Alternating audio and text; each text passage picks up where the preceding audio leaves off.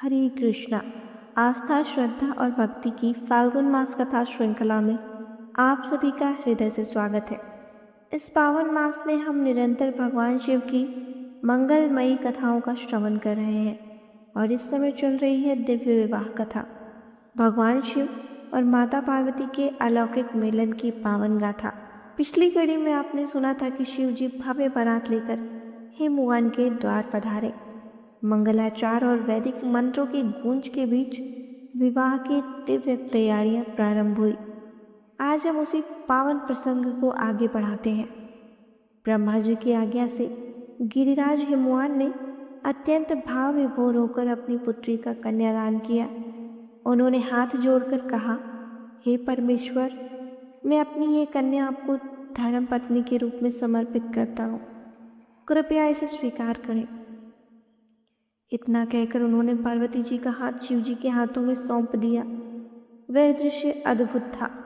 वेद मंत्रों की ध्वनि से दिशाएं गूंज उठी, देवताओं की पुष्प वृष्टि होने लगी, हवन आरंभ हुआ। ब्रह्मा जी स्वयं ब्रह्मासन पर विराजमान हुए। ऋषि मुनि शांति पाठ करने लगे। देवांगनाओं ने आरती उतारी, ऋषि पत्नियों ने पूजन किया। हिमालय के महल की स्त्रियों ने वर आरती उतारी।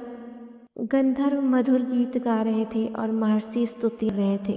गिरिराज हिमालय ने प्रसन्न होकर सभी ऋषियों, गंधर्वों, यक्षों और उपस्थित अतिथियों को बहुमूल्य रत्न भेंट किए। फिर आया दिव्य भोज का समय। देवता, ऋषि गण सभी एक साथ पंक्ति में बैठकर भोजन करने लगे। नंदी और वीरभद्र जैसे शिवगण भगवान के पीछे विराजमान हुए। इंद्र, वरुण, यम, कुबेर सभी देवता आदर पूर्वक सम्मिलित हुए।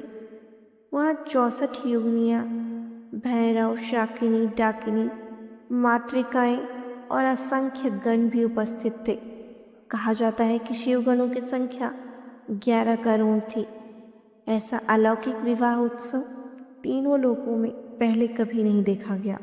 अंतिम दिवस हिमवान ने बड़े उत्साह से वस्त्र, आभूषण और विविध रत्न अर्पित कर शिव जी का पूजन किया।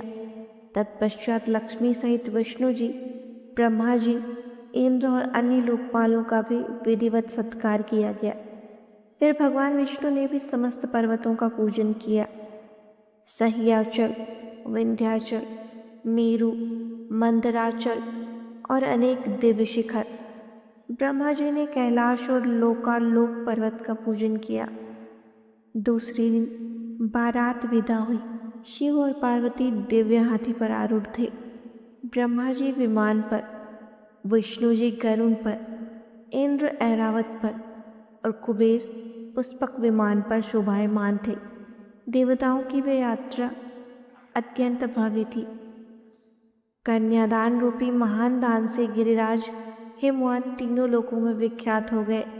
जिनकी जिह्वा पर सदा शिव नाम विराजमान रहता है, वे धन्य रहते हैं। महादेव तो इतने कृपालु हैं कि एक बिल्व पत्र से भी प्रसन्न हो जाते हैं, जल और पुष्प से भी संतुष्ट हो जाते हैं। वे सरल हैं, भोले हैं और सबके कल्याणकारी हैं। जो भी श्रद्धा से शिव नाम का उच्चारण करता है, वह निश्चय ही अपने जीवन में कल्याण का मार्ग प्राप्त करता है। महादेव की आराधना से ही हिमवान महान और वंदनीय बने। उधर शिव जी गंधमादन पर्वत के एकांत में देवी पार्वती के साथ दिव्य लीला करने के लिए प्रस्थान करते हैं। हम आपसे मिलेंगे कल प्रातःकाल फाल्गुन मास कथा श्रृंखला की अगली कड़ी में। तब तक के लिए हरे कृष्णा।